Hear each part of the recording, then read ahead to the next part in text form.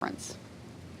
Well, a local parent and businessman whose son suffers from muscular dystrophy has come up with a way that you can help him raise money for the Muscular Dystrophy Association while also helping your children succeed in school. Joining us today is Jay Willis. Welcome, Jay. Thank you, Mary. Boy, that story just kind of got both of us, I think, a little bit. Good story. Yeah, it is a good story. And you have a good story, too, because what you're doing to help the Muscular Dystrophy Association is tremendous. You've been doing this for 3 years now, yeah? Right. This is the 4th year.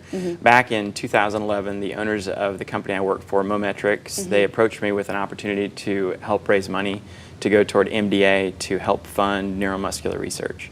So during the month of August, for the 4th year in a row, we donate a percentage of sales that comes through my division at the company to go directly to MDA. Okay.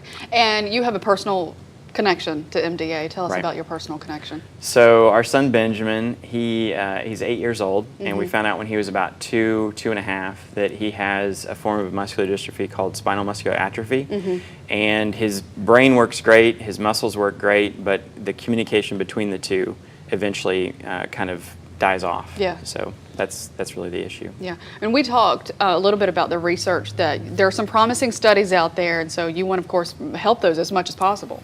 Right, absolutely. There are 15 different research studies going on right now for spinal muscular atrophy, and 2 of them are really promising. Yeah. And it looks like there's a cure in sight. You know, not just being overly optimistic as a parent, but Right. it really does look like there's a cure in sight. Right, because you have seen some deterioration in Ben in the past few months. Right.